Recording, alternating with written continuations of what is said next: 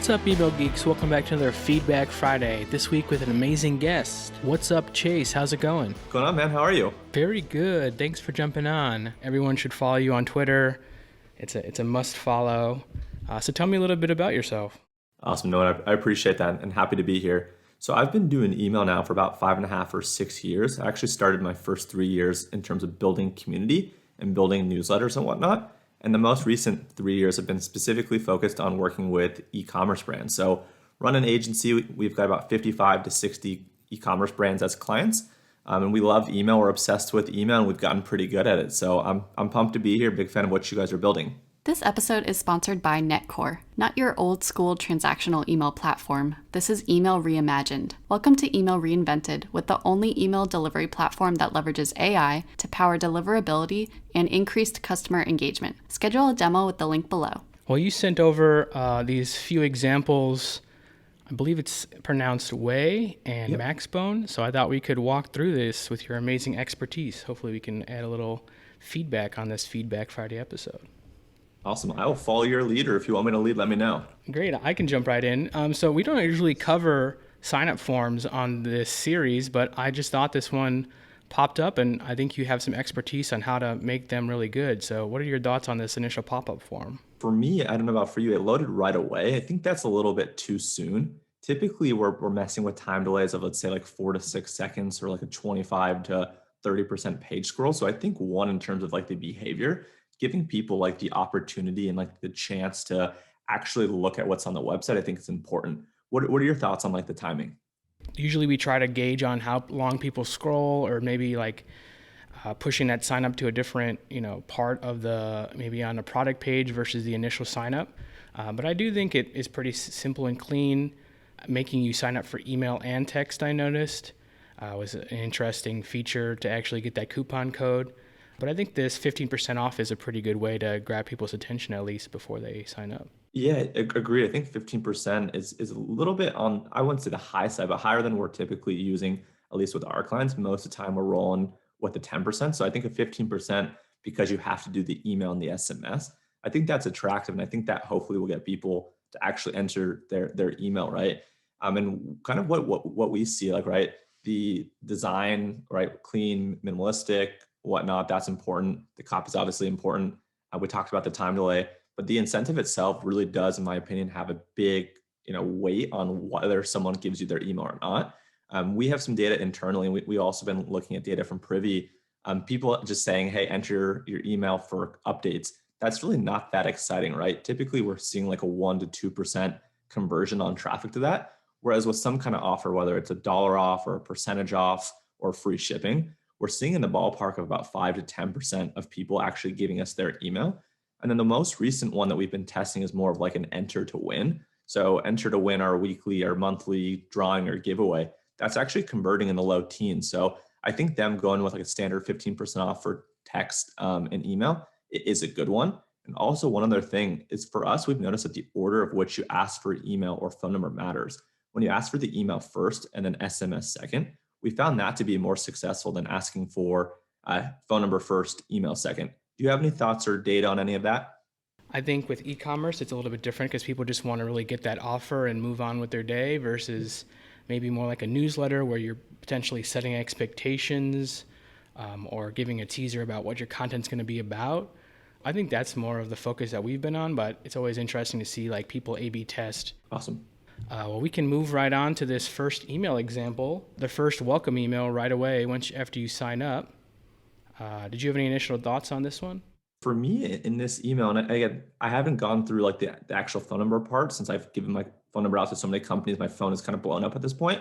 But I think for me, it's like, where is the offer here, right? And maybe it was because I didn't enter my phone number that I didn't get one either. But I missed the offer, at least from what I saw in this email. So I think a lot of times people enter their email into the pop-up going to with the intention, right, and going to their email to actually be able to redeem and use it. So for me, I think from like a conversion standpoint, that's probably a big missed opportunity. Yeah, I agree. I feel like the goal of this welcome email is to drive traffic towards the site, or like you're saying, highlight that offer that you just opted into. And this kind of feels like it's maybe leaving some money on the table where they're introducing you to the brand, but the next steps are a little bit unclear to me. It's a pretty long scroll. We have like all image email, which is kind of a bummer. Each section is clickable, but it's not super clear exactly where this is going to go. They have this sort of social proof company endorsement area, but these are actually linking to these individual products, and that wasn't super clear to me initially when I looked at this. Yeah, I think aesthetically it looks nice, right? I think it really does look nice from like a brand, but I think the even like some of the text having that actually be like a text block and having the text actually be live and not just an image, I think would be a huge win. I think that is a missed opportunity as you kind of pointed out. And yeah, like other than this CTA at the bottom, while those images are hyperlinked, I think people might kind of exit out, right? Because it's not really clear or obvious. So I think having some kind of call to action above the fold in this case would be kind of nice. One tip I think that I've heard you talk about before was the remail on the welcome series. Yes. So to kind of elaborate on that, so for everything that we've seen, the first welcome email always drives the most engagement and also the most in revenue out of the entire welcome series. So we typically have four emails. Email one, which is this email that we're looking at, typically will drive the most amount of revenue. And because it typically has the offer and some of these important information and whatnot, what we'll always do is we'll set a 24-hour timeline up or timer up that basically says if someone's open it, great, push them down to email two. However, if someone has not opened this email, change the subject line, send the exact same email to anyone that has not opened it. And we kind of see the conversion, the performance on that resend somewhere in between email one and email two in terms of engagement and revenue. So the resend is not going to do nearly as well as the first send, but it typically performs in between or more in line with what you'd expect the second email to perform. With something like that, I feel like this, even if I resent this welcome email, it might not, be super actionable. So for me, I'd like to maybe highlight some best sellers in this initial email or mention that discount or even play with the from name to make it feel a little bit more personal. This just kind of feels like a promotional blast, and it doesn't really feel like I'm being that like welcomed to this new brand and learning a lot. So Yeah, completely agree. And building off what you just said, so if we wanted to change the from name from, let's say, the founder or some kind of spokesperson, whether it's a community manager, support manager, we might even want to try like a plain text version for the resend, right? Make it feel really personal, have it be pretty short and sweet. Hey Matt, thanks so much for signing up for our list yesterday. Wanted to take a quick second to welcome you, introduce our brand, highlight some new products. And by the way, here's the 15% off code that we promised you. Let us know if you have any questions, whoever's going to sign off, right? So I think like the ability to have some resend be like a plain text or even just a shorter version of this with some live text, I think that's kind of a really great way to like, untraditionally A/B test it, right? It's not a true A/B test because it's not going to be on the same first email, but I think it gives you an opportunity to see how something like that could perform. yeah, and I agree. Keep testing your welcome email because, like you said, that there's a lot of traffic going to that first send, and it's really the first communication you have with the customer, and sort of sets the stage for the rest of the communications.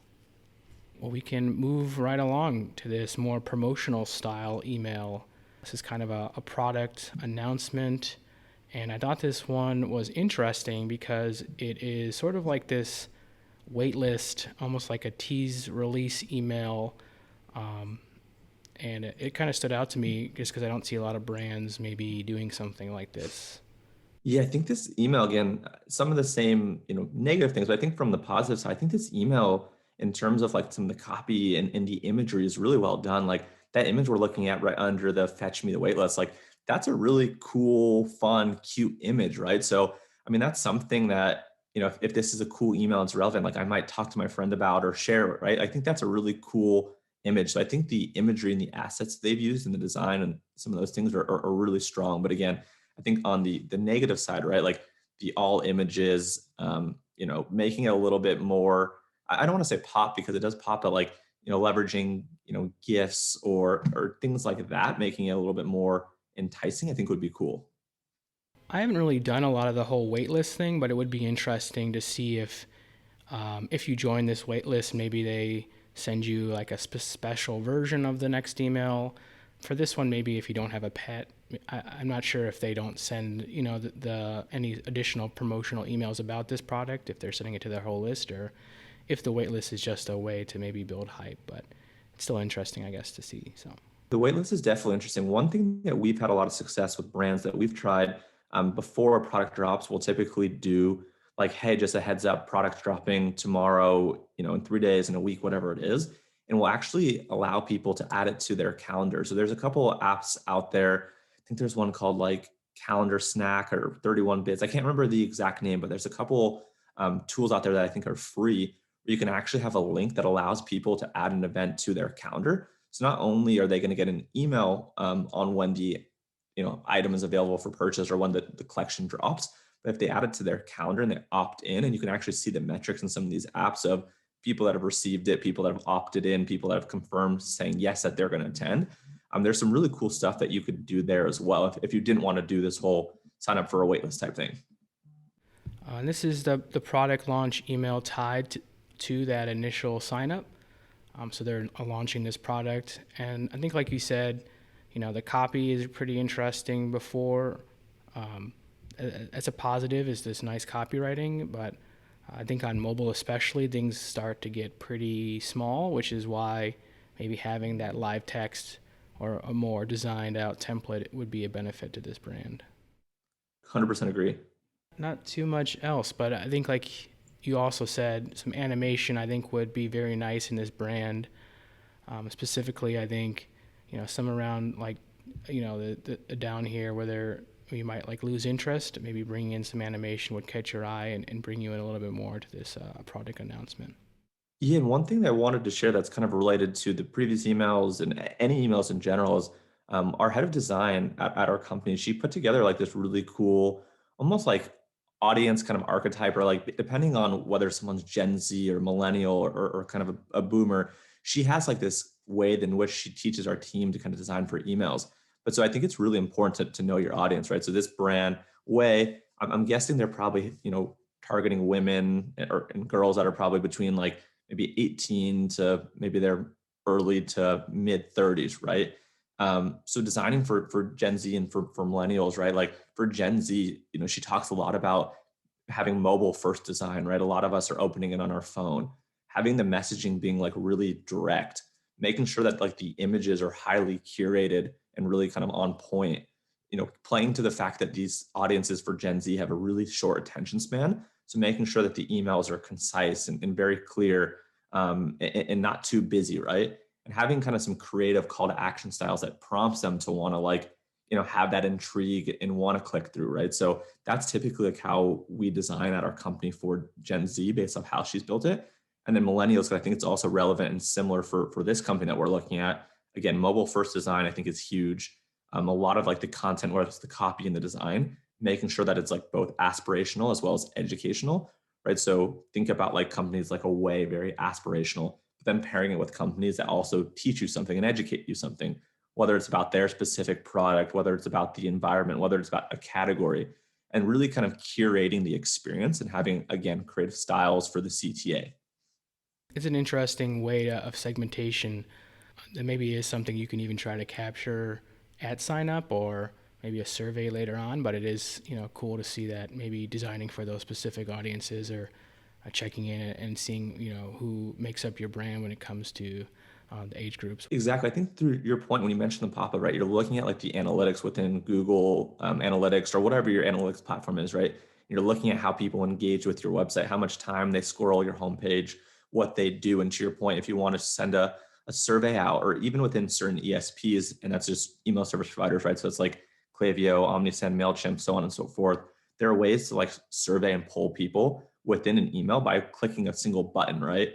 You could also ask people for gender or interest on a pop-up, and those are typically called like a radio button. So there are so many ways that you can collect data on like who people are. I mean, certain ESPs as well, like Klaviyo, for example, they also even have like predictive analytics around gender. So I think the more that you can understand, the group of people on your list, but also like the specific person on your list, and you can design and curate content for the things that they care about.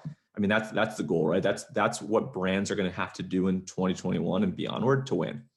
Well, moving along, this is a cart abandoned email based on that product launch. So I know you've done a lot of work with abandoned cart, some experimenting, how long you should wait before you send that retention email, that abandoned cart email, making experiment with adding discounts further along if people are still not engaging. So what kind of tips do you have for abandoned cart emails, and maybe any feedback on this one? Yeah, the first one, kind of talking about this in general, is I want people to make sure that they understand in most cases on most ESPs, there's a difference between the abandoned cart and the abandoned checkout, right? Most people by default have what's called an abandoned cart if they're on Klaviyo and Shopify. But if you look at the trigger for it, it's actually started checkout. So I think just making sure that people understand that there's a difference between an abandoned cart, which takes the trigger of added to cart, and then abandoned checkout if people actually got through the entire process, they just left checkout, right? And why do people do that? They get distracted. They're waiting to see if you are going to send them the offer. Maybe you didn't have free shipping, those types of things, right? So I think it's really important to preface the fact that there are differences between the two. In terms of like a time delay, we're testing anywhere from about 30 minutes, kind of on the early side, which is a little bit, more aggressive. So 30 minutes after someone adds to cart and then abandons it, or 30 minutes after someone starts to check out and then leaves. We're having success with that. And then with other brands, more around like the 2 to 4 hour mark is working. So we'll typically run like an A/B test where it's a 50% of traffic are going to receive a 30-minute time delay, and then the other 50% are going to receive a 2 hour time delay. Everything else is going to be the same. It's going to be the exact same subject line, the exact same copy. The only difference that we're testing is the time delay. So I think it's really important to test those types of things, because different users, different companies, depending on what you're sending, will see different results. But typically between that 30 to 4 hour period is kind of where we're testing and where we're seeing success. And then in terms of the content, yeah, typically like email one is kind of just a simple reminder. Here's what you've left at your cart, or here's what you left behind. And we're linking people to where they dropped off. So if they dropped off at the cart, there's no special link. You just have to have company name /cart. That's where you typically take people for where it shows finish shopping. Whereas with if people abandon checkout, you can actually drop them back out on the checkout window that shows their item or all their items. So email one could be something like this. Email two could be, something similar, maybe some different images, maybe some different text and whatnot. And then typically email three, if they don't convert, we'll go like with a plain text email from the founder or community person saying, hey, Matt, I noticed, my team sent you a few emails over the past couple of days. Wanted to see if you had any questions. Here's a 10% off discount code if you need anything. Also hit reply. I check and respond to all my emails. Let me know if I could help you, right? So typically what we'll do is just kind of a simple reminder. And then as time goes on, if people aren't converting, we'll try like an offer and kind of a plain text email to try to really loop them back in and take them from consideration into conversion. I feel like a lot of people actually expect these kinds of emails and maybe will postpone a purchase just waiting to see what a brand might send them. So it's always cool to see brands sort of experimenting with those touch points and what it takes to actually make that sale. Connected to this brand is Maxbone, which did a collaboration with OUAI. So what do you think of this pop-up compared to the one that we previously saw? That one on mobile, right, I think is kind of a cool and unique experience, right? Like in some degrees, some people might say it's annoying because it takes over the entire window, but I think it's pretty cool. I like the fact that they're trying a dollar off. I think most people typically do a percentage off. So I'd be curious to know, like, have they tested a percentage off and they found more success, with a dollar off? I think, right, dollars off, depending on the price point of a product might make sense and it might seem like more versus a discount. So I think it's pretty clean. Like I like the text. I like the background color. I like the the image asset that they use. So I think it's pretty interesting and well done. What are your thoughts? Yeah, I think it caught my eye a little bit more. I think that $10 off is definitely a good attention grabber. As you're seeing here, they're also using text and email sign up. The more people getting into SMS, wanting to be on channels that people are interested in opting into if they want to receive communications on something like SMS, where they want, to be like a really true fan and learn about your products right away. I think you nailed the sentiment of how we're describing SMS to our clients. So we started offering SMS as a service maybe 2 months ago, just because clients kept asking about it.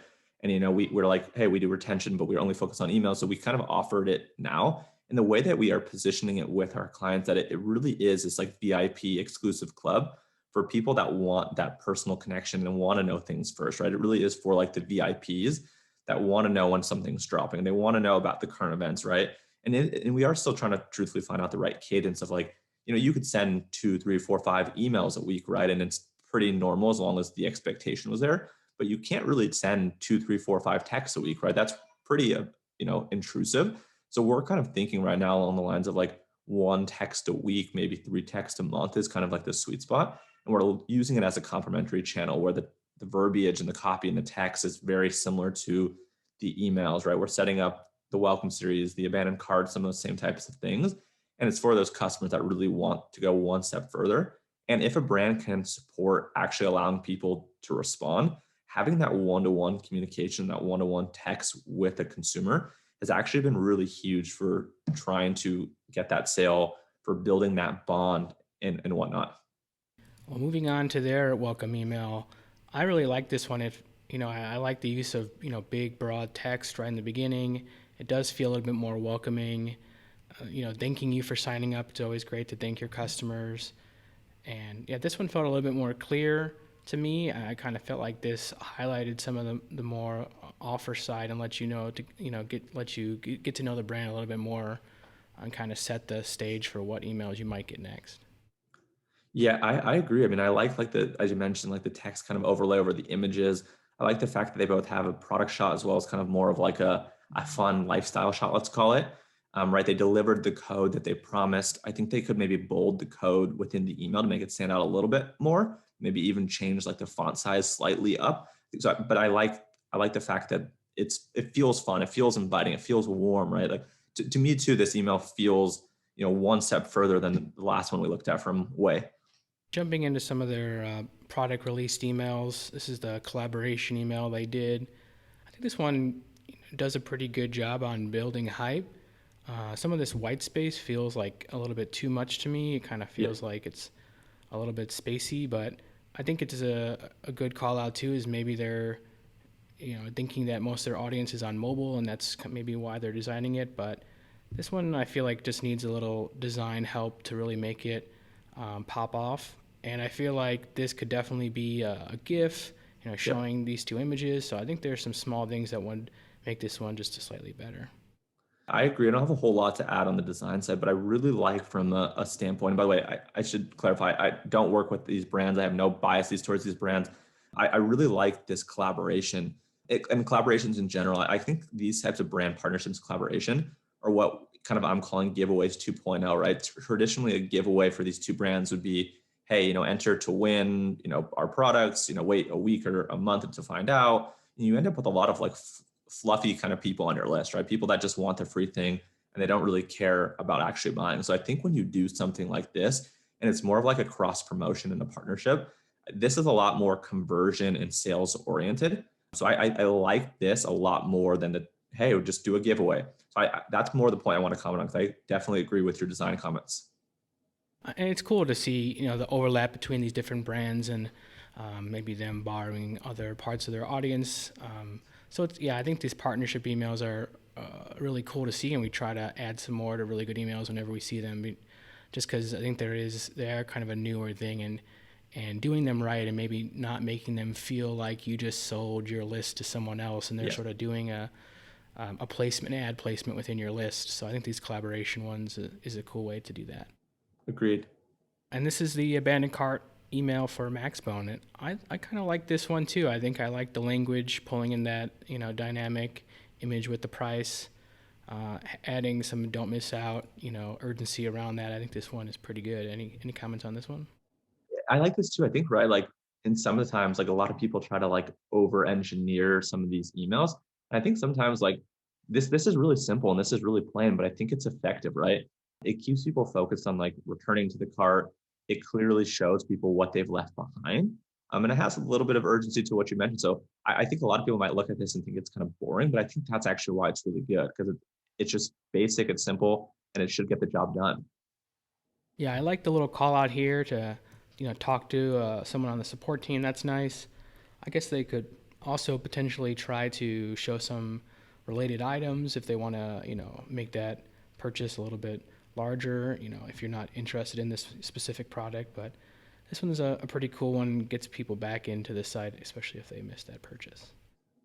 And then this last one, I just thought it was a cool, creative one. It's actually one of my favorite out of all the emails that we looked at, but I just thought this one looked really polished, and I thought I would include it. It's more of a promotional ones, but they're kind of grouping these items into these sets, and I think that's kind of a clever way to sell products.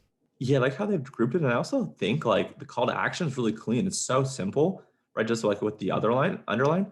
I don't see a lot of that happening, or most people are just using, like a button, or most people are just using like pretty plain text that looks blue. So I think the call to action is actually kind of unique and clever with how it is, and it fits kind of perfectly. I like how the format repeats. They have limited stock here, which is cool to see, adding some urgency there. And I think with some of these emails, there's maybe an opportunity for customer testimonials in these products. I'm sure they have some other emails that are going with that, but yeah, I just like this one. I thought it was pretty clean, and the design and palette overall was pretty nice to look at. Yeah, this is awesome. Good find. So do you have any other tips for e-commerce emails when we're wrapping this up? I think really the last thing I'll leave people with is like, from a design standpoint, like really designing like with intention, I think is really the buzzword and really the thing that we talk a lot about at our agency. And just because an email is beautiful doesn't necessarily mean it's going to convert, right? So at the end of the day, like the goal is to build awareness, the goal is to build engagement in the bond, but it's also to generate revenue, right? So I think a lot of brands over-index on revenue. I think a lot of brands over-index on design. So I think making sure that like your hero communicates a purpose, that there is some kind of narrative, that the call to actions are effective. I think those are kind of some of the things that we talk a lot about that I think are probably the last things I'd leave with here. Yeah, we get a lot of feedback, on really good emails. Why is this really good? Is it high converting, or does it just look nice? And I think we try to find a balance between that, but you'll never know until you go and test it with your list and test all these different things. And I think across this episode, there is so much stuff to optimize with email, and there's always an opportunity to try something new and learn something. Where can people find you online? Yeah, Twitter would be fantastic. My handle is ecom Chase Diamond, and there's no A in Diamond. So ecom Chase Diamond, no A in Diamond. Really appreciate you having me. Great. Well, have a great rest of your week. You too. Cheers.